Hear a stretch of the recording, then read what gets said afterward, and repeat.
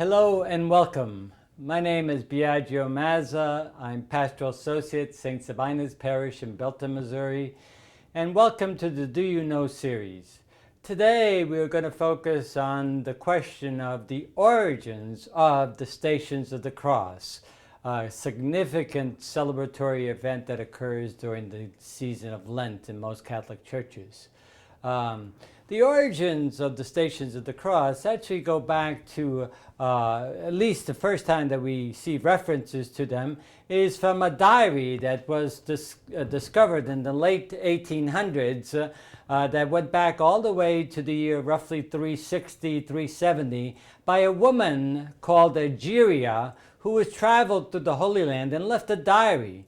And she spoke about during the week before Easter how the people there would actually gather at the various sites that Jesus traveled during that final week in Jerusalem and actually commemorate and celebrate and recall the various events that occurred in those places as it led to ultimately the passion, death, and resurrection of Jesus. So we have reference to that from Egeria as early as the 4th century. When people used to take pilgrimages to the Holy Land, they would try to spend devotional time on walking the path that Jesus traveled to his passion, death, and resurrection.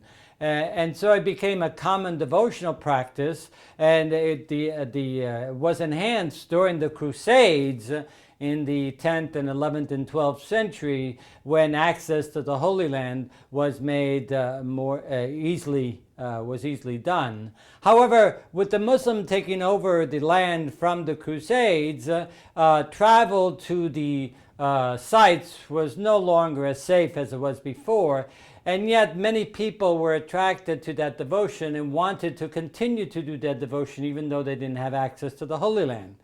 So one of the things that was begun as an experiment and then became an institution in the church was to bring the actual stations from the Holy Land to the West by setting up outside walking stations, places where you stop and reflected on the various events that occurred scripturally on the path that Jesus took from the time he was condemned to death by Pilate all the way to his crucifixion and burial.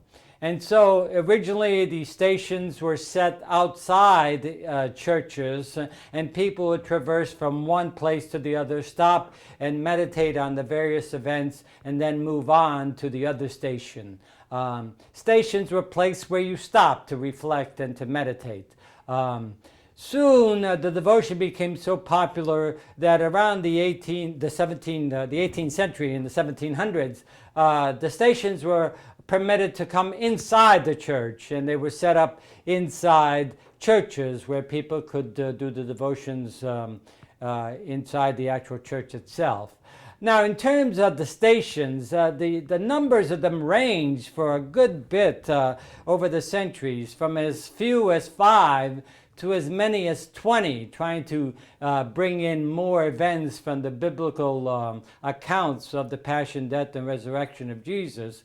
And so finally, Pope Clement XII actually fixed the number to 14, beginning, as we said, with the condemnation of Jesus by Pilate, all the way to Jesus' burial. And so in most of the stations today endure, you will see the 14 stations there.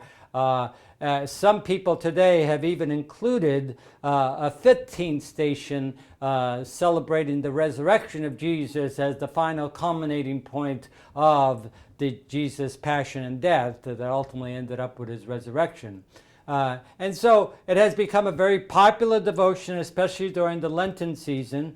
And as you go to that devotion, try to recall the origins of it as we've explained it, and try to build up your own devotion to the passion, death, and resurrection of Jesus during this Lenten season. So I hope this has helped to explore the origins of the stations and try to understand in the context of history and why they still continue to be a lived tradition and lived devotion for us in our church. Thank you very much, and I hope you will return to further Do You Know questions. Thank you.